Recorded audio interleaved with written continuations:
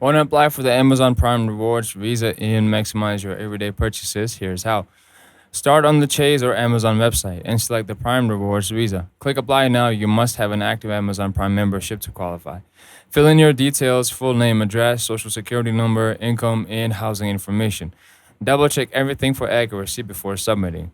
Once submitted, you should see an instant decision. If you have it approved, you'll receive a $150 Amazon gift card instantly as a welcome benefit. Your physical card will arrive in the mail shortly. Activate your card and start earning rewards like 5% back at Amazon.com, Amazon Fresh, Whole Foods, and on Chase travel purchases.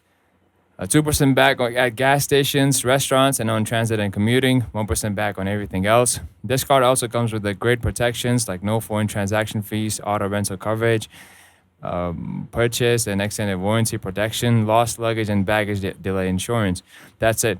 Quick application, instant gift, and ongoing rewards and perks. If this helped, well, drop a like, ask your questions in the comments, and subscribe for more clear, efficient guides.